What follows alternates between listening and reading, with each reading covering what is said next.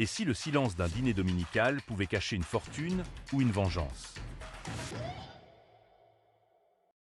C'était censé être un banal dîner du dimanche, comme tant d'autres. Prévisible, poulet rôti, pommes de terre, le tout baigné d'un silence auquel on s'était habitué. J'avais pris le pli, connaissant le refrain par cœur. Dorothée sirotait son vin avec ce sourire pincé. Sophie pianotait sur son téléphone entre deux bouchées, et moi, je faisais comme si tout allait bien. Mais ce soir, il y avait quelque chose de différent, comme si l'air lui-même était chargé d'électricité. Dorothée était assise en face de moi, à sa place habituelle depuis des années. Son maintien était trop parfait, son regard trop acéré. Sophie, 17 ans et déjà armée du dédain de sa mère, enroulait une mèche de cheveux autour de son doigt et me regardait comme si j'étais la chute d'une blague. J'ai essayé de me concentrer sur le repas, sur la peau du poulet qui brillait sous la lumière, sur les pommes de terre qui embaumaient le beurre et le romarin, mais mon appétit a vite disparu. Dorothée a reposé son verre avec un petit clac délibéré, un son plus fort que le tic-tac de la vieille horloge. Elle s'est raclé la gorge, de cette façon étudiée qu'elle a quand elle s'apprête à rendre un verdict qu'elle répète depuis des heures. « On te coupe les vivres », a-t-elle déclaré, d'une voix neutre, mais les yeux brillants d'une froide détermination, comme une lame de guillotine qui s'abat. Aucune colère, juste une sentence irrévocable. Je n'ai pas bronché. J'ai à peine respiré. J'ai observé ses lèvres, ce tracé parfait de rouge à lèvres qu'elle arbore quand elle veut se sentir puissante. Sophie n'a même pas demandé la permission à sa mère. Elle n'a pas hésité. « Tu es pauvre, paresseux et un piètre père », a-t-elle lancé, d'un ton désinvolte, comme si elle commandait un café. Elle n'a pas cligné des yeux. Elle n'a pas bougé. Elle attendait ce moment, prête à me marquer au fer rouge avec des étiquettes indélébiles. J'ai eu l'impression que la pièce rétrécissait, que la table était soudain trop petite pour contenir tous les mots inexprimés qui s'entassaient entre nous. Je les ai regardées, ma femme et ma fille, assises comme si elles avaient été moulées dans le même moule, arborant la même expression qui disait « On a décidé ce que tu es, et c'est tout ». J'ai repensé aux jours où j'avais fait des doubles vacations pour qu'il y ait à manger sur cette table. Aux nuits où je rentrais à la maison avec une odeur d'huile et de sueur. Mes mains étaient craquelées à force de travailler, juste pour les voir dormir avec la lumière allumée. Je me suis souvenu de la fois où j'ai appris à Sophie à faire du vélo, dans cette même allée, courant à côté d'elle, son rire résonnant dans tout le quartier, comme si j'étais le meilleur père du monde. Mais tout ça n'avait plus d'importance maintenant. Elles avaient pris leur décision, classé le dossier et rendu leur verdict. J'aurais pu me lever, taper du poing sur la table, exiger qu'elles se souviennent, mais à quoi bon? Les mots n'avaient plus leur place ici. Pas maintenant. C'est alors, comme par hasard, que mon téléphone a vibré sur la table. Ce n'était pas fort, mais ça a tranché la tension comme une lame. J'ai attrapé mon téléphone, les doigts tremblant légèrement, un réflexe né de trop d'appels professionnels tardifs qui sont toujours porteurs de mauvaises nouvelles. Mais ce n'était pas ça. Monsieur Durand à l'appareil, a dit la voix à l'autre bout du fil, claire, professionnelle, mais teintée d'une excitation que je ne lui connaissais pas. Les actions de votre entreprise viennent d'atteindre les 100 millions d'euros. J'ai cligné des yeux, fixant le téléphone comme s'il s'était mis à pousser des ailes. Mon esprit a passé en revue les chiffres, les étapes, le sang et la sueur que j'avais versés dans Système Triade. Les nuits où j'étais resté à coder pendant que Dorothée dormait. 100 millions. Ma poitrine s'est serrée, mon souffle s'est coupé, et j'ai presque ri. Pas par amusement, mais par quelque chose de plus profond, quelque chose qui ressemblait à une corde qui se brise dans ma poitrine. J'ai levé les yeux vers elle. La fourchette de Dorothée était suspendue en l'air, ses yeux grands ouverts, son visage figé dans ce masque parfait de maîtrise qui se fissurait sous le poids de quelque chose qu'elle ne pouvait pas contrôler. Les mains de Sophie se sont arrêtées de faire défiler l'écran, ses yeux clignant comme si elle venait de se réveiller d'un rêve. La pièce s'est tue. Je n'avais pas besoin de dire un mot, mais je l'ai fait. J'ai lentement levé les yeux, les ai posés d'abord sur Dorothée, puis sur Sophie. J'ai vu la confusion tourbillonner dans leurs yeux.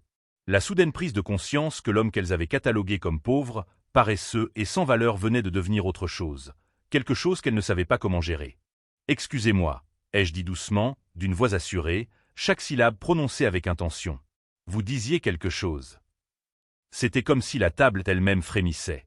Les lèvres de Dorothée se sont entr'ouvertes, mais aucun mot n'est sorti. Le sourire arrogant de Sophie s'est effacé. J'ai laissé le silence planer, comme un fardeau qu'elle devrait porter elle-même. J'ai senti quelque chose se dénouer en moi, comme si j'avais retenu ma respiration pendant trop d'années et que je me souvenais enfin comment la relâcher. J'avais envie de me lever et de partir, mais je ne l'ai pas fait. Je voulais qu'elles restent assises là, dans l'espace qu'elles avaient créé, qu'elles ressentent chaque seconde de leur propre silence. Je voulais qu'elles comprennent ce qu'elles avaient fait et ce qu'elles avaient perdu. Alors, je suis resté assis là, à les regarder. L'homme qu'elle pensait pouvoir ignorer. L'homme qu'elle pensait pouvoir rabaisser jusqu'à la soumission.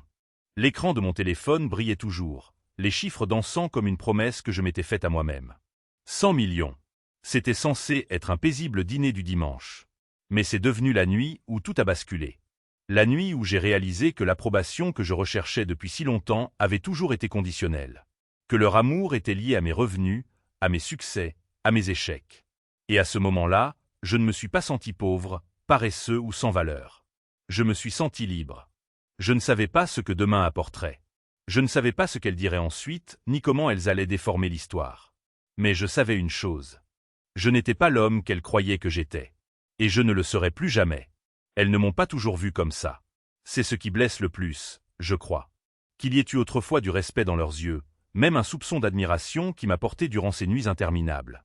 À l'époque, j'étais celui qui travaillait 16 heures par jour comme responsable de la maintenance de nuit, tout en élaborant mon prototype de logiciel aux petites heures du matin. Mon uniforme était maculé d'huile, mes bottes éraflées, mais je rentrais à la maison avec un chèque de paie qui payait les factures, achetais de nouvelles chaussures à Sophie et gardais la cave à vin de Dorothée bien remplie. Elle se vantait de moi. Alors, mon mari est tellement motivé, disait-elle à ses amis autour d'un café ou dans la file d'attente du pressing. Son ton était un mélange de fierté et d'autre chose, une revendication de statut qu'elle portait comme un bijou. Sophie rayonnait quand je rentrais après une longue journée, les mains noires de graisse. Elle tirait sur mon pantalon et demandait « Papa, tu as réparé quelque chose aujourd'hui ?» Je la soulevais et disais « Je répare toujours quelque chose, ma chérie. » Mais c'était avant.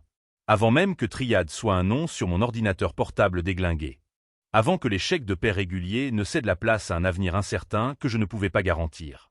C'est arrivé progressivement, le respect s'échappant de leurs yeux comme de l'eau d'un verre fêlé.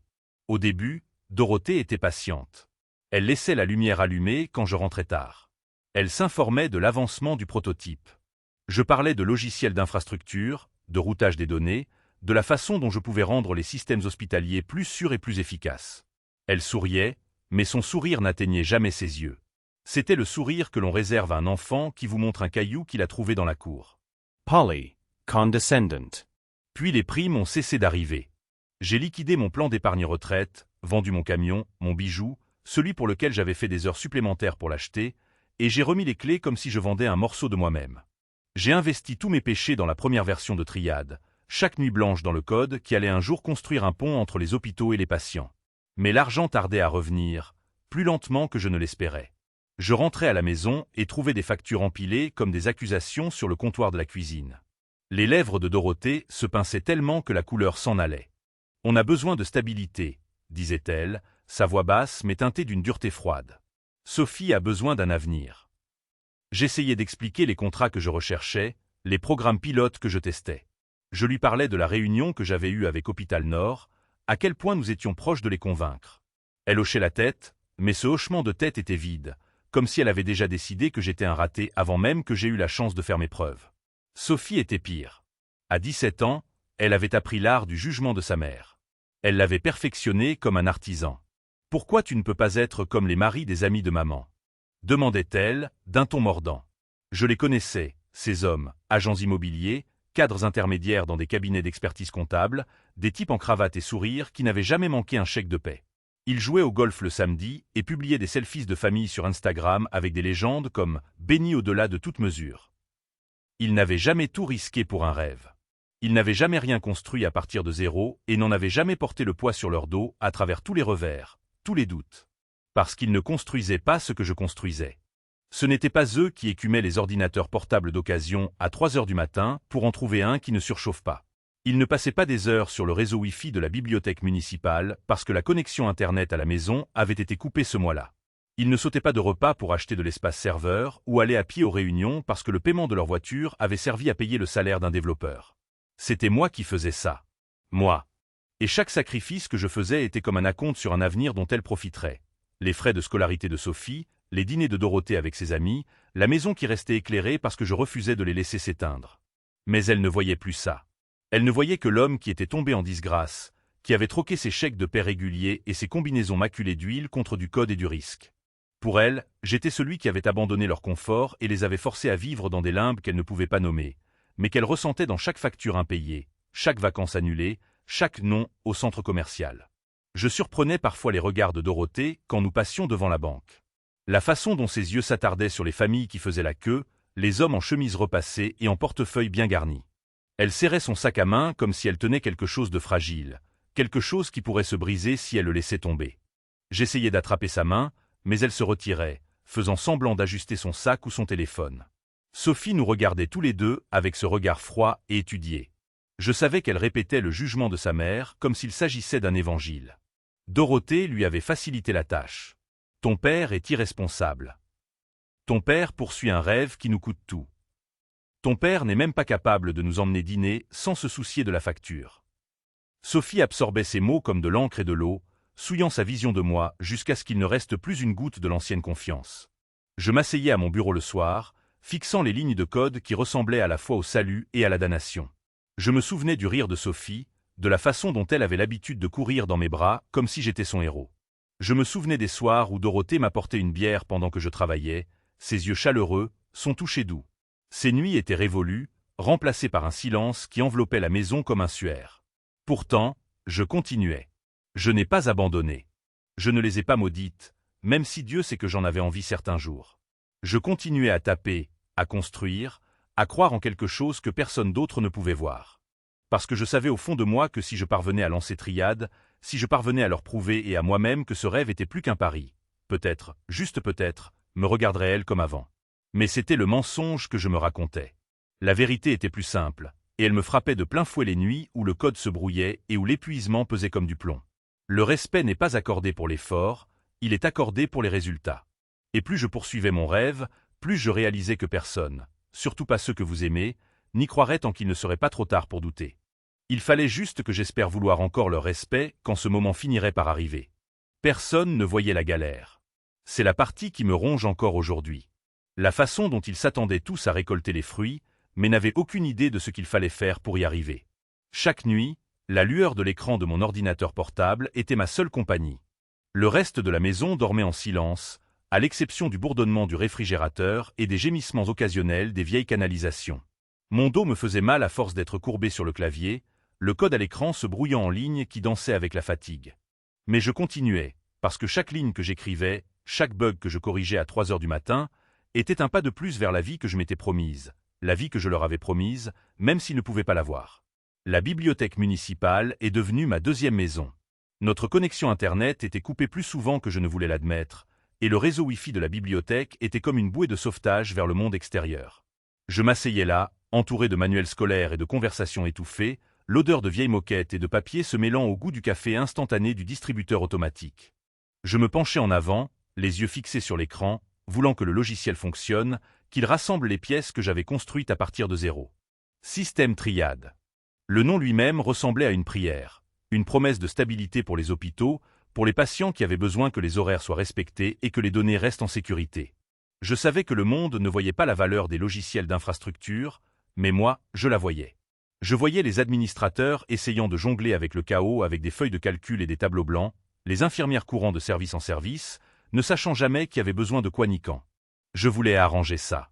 Je voulais rendre leur monde un peu plus facile, même si cela signifiait rendre le mien plus difficile. Dorothée ne posait plus de questions sur les détails. Elle avait cessé de s'intéresser après les premiers mois, après avoir réalisé qu'il n'y aurait pas de gros chèques qui rentreraient à la maison, pas de dîner chic, pas de virée shopping. Elle avait renoncé à l'idée que mon rêve puisse un jour être plus qu'une source de patience pour elle. Sophie a suivi le mouvement. Au début, elle demandait « Comment va l'entreprise, papa ?» Mais son ton est devenu cassant avec le temps, comme une feuille qui se recroqueville sous un soleil trop fort. Finalement, elle a cessé de demander complètement. Je les ai laissées faire. Pas par peur, pas parce que je pensais qu'elles avaient raison, mais parce que j'avais du travail à faire. Chaque seconde que je passais à essayer de les convaincre était une seconde volée à la galère qui finirait par leur prouver qu'elles avaient tort. Je me souviens de la première fois où j'ai décroché un contrat, avec Hôpital Nord. J'étais entré dans cette réunion en portant le seul costume décent que je possédais, gris, un peu trop serré aux épaules, mais passable. La salle de conférence sentait l'antiseptique et le café rance. Le directeur financier de l'hôpital était assis en face de moi avec un œil sceptique, feuilletant ma proposition comme s'il s'agissait d'un menu qu'il n'avait pas encore décidé de choisir. Je leur ai vanté l'efficacité, la réduction des temps d'attente, la réduction des coûts d'une manière qui ne nuirait pas aux soins des patients. J'ai parlé de la programmation en temps réel et du routage sécurisé des données. Je lui ai montré le prototype, même si je savais qu'il était rudimentaire. Même si je savais qu'à chaque fois que je cliquais sur quelque chose, il y avait une chance qu'il plante. Mais il n'a pas planté. Il a fonctionné. Et pendant un instant, je l'ai vu. La lueur de la croyance dans ses yeux. Il a accepté de participer à un programme pilote. Je suis sorti de cet hôpital avec un contrat à la main, le cœur battant comme un tambour. J'avais envie d'appeler Dorothée, de lui dire que j'avais réussi, que toutes ces nuits où elle m'avait traité d'irresponsable avaient mené à ça. Mais je ne l'ai pas fait. Je suis rentré à la maison, j'ai posé le contrat sur mon bureau et j'ai ouvert mon ordinateur portable, parce qu'un seul contrat ne suffisait pas. Un seul contrat ne remboursait pas la maison et ne réparait pas la confiance brisée. J'avais besoin de plus. J'avais besoin d'élan. 2 autres hôpitaux ont signé dans les 6 mois suivants. Les revenus étaient lents au début. Des contrats plus petits, des étapes prudentes, mais j'ai vu la tendance. La façon dont le bouche-à-oreille s'est répandu parmi les administrateurs qui étaient désespérément à la recherche d'une solution qui fonctionne. Mon téléphone a commencé à sonner. Ma boîte de réception de courrier électronique, autrefois un désert de refus et de spam, s'est remplie de demandes de renseignements. Mais je me suis tu. Je ne me suis pas vanté des succès. Je ne suis pas rentré à la maison avec des ballons ou en faisant sauter le champagne dans le salon. Une partie de moi pensait que j'aurais dû le faire. Une partie de moi se demandait si c'était peut-être ce qu'elles attendaient. Un geste grandiose qui prouve que je n'étais pas qu'un homme qui jouait avec un jouet. Mais ce n'était pas moi. Je m'asseyais à table en écoutant Dorothée se plaindre du prix des courses. De la façon dont les maris de ses amis pouvaient les emmener en vacances sans se soucier des factures. Sophie renchérissait avec des histoires de robes de bal et des derniers modèles de téléphone qu'elle voulait, comme si le monde entier tournait autour des marques qu'elle portait. J'écoutais, je hochais la tête, je disais « on verra », puis je retournais au travail. Parce que chaque heure que je passais à me démener était une heure de plus vers l'avenir que je construisais. Parfois, quand la maison était sombre et que je fermais le dernier rapport de bug de la nuit, je me penchais en arrière sur ma chaise et je fixais le plafond. Le silence était pesant, mais aussi honnête. Dans cet espace, il n'y avait pas de jugement, pas de regard de travers, pas de non-dit qui véhiculait 1000 critiques. Il n'y avait que moi et le travail, la galère. J'ai commencé à comprendre quelque chose qui a changé ma façon de voir les choses. Le respect n'est pas accordé pour les heures que vous passez à travailler en secret. Il est accordé pour les résultats qu'on ne peut ignorer. Je pouvais construire le meilleur système au monde, mais tant que je ne leur montrerai pas l'argent, les contrats, les manchettes, elles ne le verraient jamais. Cette réalisation faisait mal, mais elle m'a aussi endurci. Alors, je les ai laissés m'ignorer. Je les ai laissés croire que j'étais un raté. Je les ai laissés raconter à leurs amis à quel point je les avais laissés tomber. Parce que je savais ce qu'elles ignoraient. Je savais que les fondations étaient déjà en place, que les appels arrivaient, que la galère portait ses fruits d'une manière qu'elles n'avaient jamais imaginée. Et quand le jour viendrait où mon téléphone vibrerait avec cet appel, celui qui changerait tout, je serais prêt. Mais jusque-là, je garderais la tête baissée, je laisserais le code couler et les contrats arriver. Parce qu'un jour, elles me regarderaient et verraient ce que je savais depuis le début. Que le succès ne se construit pas sous les projecteurs. Il se construit dans la galère, dans les nuits silencieuses et dans les heures que personne d'autre ne voit. Revenons au dîner.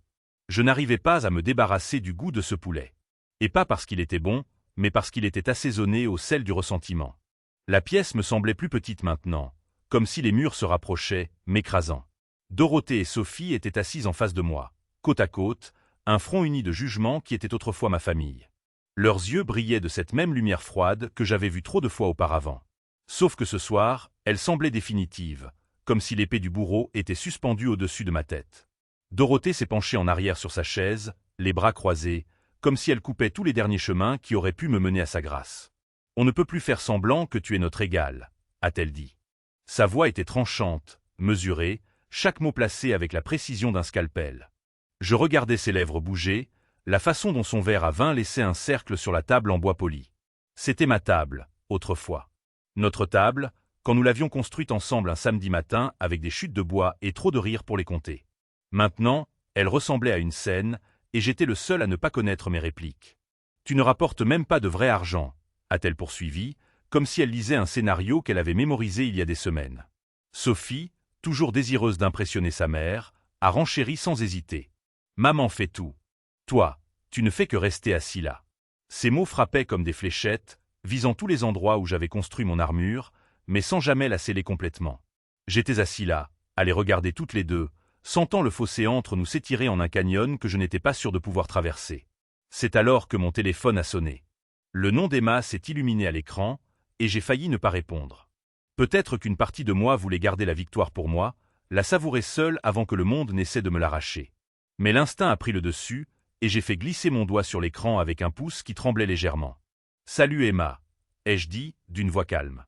À l'autre bout du fil, son ton était clair, vif, le genre de ton qui ne perd pas de temps. « Monsieur Durand, félicitations », a-t-elle dit.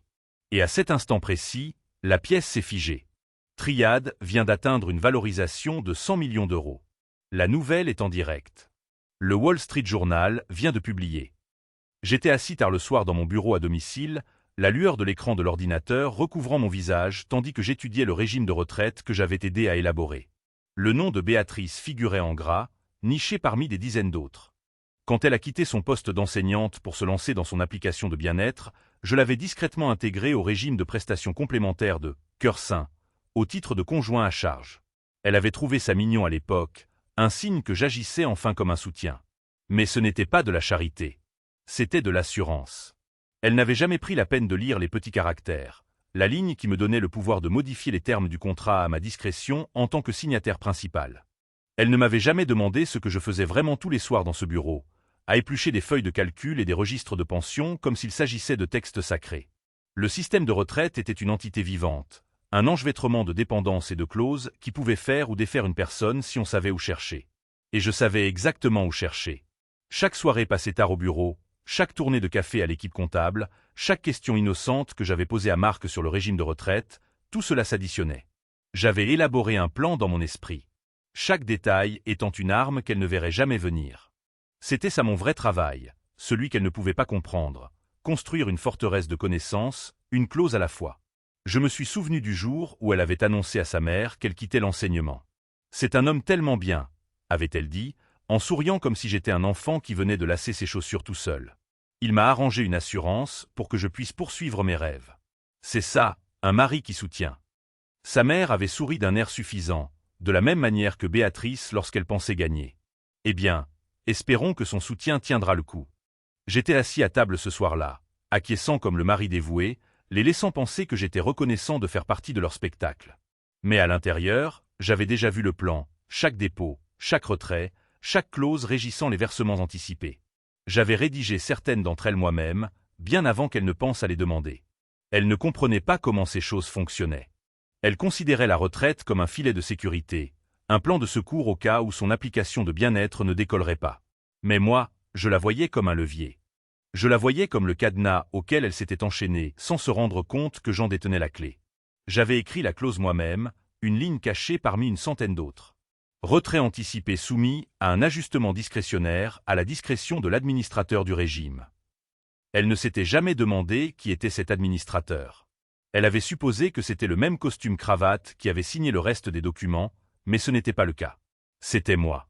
Le secrétaire qu'elle disait à tout le monde être trop insignifiant pour compter. Je me suis souvenu de la nuit où elle avait mentionné qu'elle voulait retirer une partie de sa retraite au cas où. Elle avait souri gentiment, comme si elle demandait une faveur. « C'est juste un petit quelque chose pour mon entreprise », avait-elle dit, en remuant son thé avec cet air d'innocence qu'elle portait comme un parfum. J'avais acquiescé, jouant le jeu. « Bien sûr, Béa », avais-je dit, d'une voix assurée. « Tout ce dont tu as besoin. » Elle m'avait embrassé sur la joue comme si j'étais un enfant. « Tu es le meilleur, Sylvain. Vraiment. » Je l'avais regardé sortir de la pièce, et j'avais pensé, c'est vrai que je suis le meilleur. Parce que chaque soir dans ce bureau, chaque heure que j'avais passée à disséquer ces clauses, chaque conversation à voix basse avec l'avocat du régime, tout cela avait mené à ce moment. Le moment où elle penserait entrer dans son avenir, pour finalement réaliser qu'elle marchait dans un piège à ours. Quand j'ai rempli les papiers pour son retrait anticipé, j'ai suivi toutes les réglementations à la lettre. Je lui ai envoyé les formulaires. Elle les a signés, en souriant, de ce même sourire qu'elle arborait quand elle pensait avoir gagné. Elle n'a même pas lu les nouvelles conditions que j'avais jointes, celles qui détaillaient ses obligations fiscales, celles qui citaient la clause discrétionnaire qui me donnait le dernier mot. Elle n'a pas demandé pourquoi le versement était inférieur à ce qu'elle avait prévu. Elle a juste vu les chiffres et a supposé qu'elle avait le contrôle. Elle ne s'est jamais demandé pourquoi son gentil mari était si désireux de l'aider à retirer son argent. Parce que pour Béatrice, j'étais toujours l'homme qui répondait au téléphone et allait chercher le café, l'homme qui lui offrait des avantages de retraite comme un chien qui offre un os. Le jour où le paiement est arrivé sur son compte, elle m'a envoyé un texto avec un emoji en forme de cœur. « Merci d'être si compréhensif », a-t-elle écrit. J'ai fixé l'écran, sentant l'ironie se déposer comme une pierre dans mon estomac. Compréhensif. Elle ne saurait jamais que j'avais structuré le retrait de manière à déclencher une pénalité fiscale automatique, une pénalité qui bloquerait son compte professionnel jusqu'à ce qu'elle paie. Et elle ne comprendrait jamais qu'au moment où elle appellerait son avocat, le régime de retraite aurait été transféré dans ma fiducie privée, scellé derrière des couches de politique d'entreprise. Elle ne dénouerait jamais ça. C'est ça le problème avec l'ambition. Elle ne montre pas toujours les dents. Parfois, elle sourit. Parfois, c'est l'homme derrière le bureau, celui qui hoche la tête et dit « Bien sûr, tout ce dont vous avez besoin. » J'ai repensé à ces mots. Tu n'es pas ambitieux, Sylvain. Tu es juste prudent. J'ai repensé à la nuit où elle était rentrée de ses dîners de chêne rouge, me racontant tous les hommes qui avaient essayé de la draguer. Comment elle les avait éconduits en riant. « Tu es mon refuge », disait-elle. Mais je n'étais pas son refuge. J'étais son plan de sortie, et j'ai transformé ce plan de sortie en une boîte verrouillée qu'elle ne pouvait pas crocheter. La nuit où j'ai finalisé la dernière clause, je me suis versé un whisky et j'ai fixé l'écran, observant le curseur clignoter comme un battement de cœur. J'ai repensé à toutes les fois où elle m'avait regardé avec cette patience étudiée, comme si j'étais un projet qu'elle finirait par dépasser. J'ai repensé au sourire suffisant qui s'affichait sur son visage quand elle parlait de son mari de transition. Et j'ai repensé au club de spa. L'expression sur son visage lorsque Marc lui a dit la vérité, le verre qui lui est tombé des mains, le silence qui a suivi. C'est à ce moment-là qu'elle a réalisé que le jeu avait changé. Mais c'est à ce moment-là qu'elle a réalisé le prix de m'avoir sous-estimé. J'ai appuyé sur « Soumettre ». Le régime de retraite a basculé. Les formulaires ont été traités. Son retrait anticipé a été déclenché, avec toutes les implications fiscales qu'elle n'avait pas vues venir. Et je suis resté assis là, respirant dans le silence, sentant le poids de chaque nuit.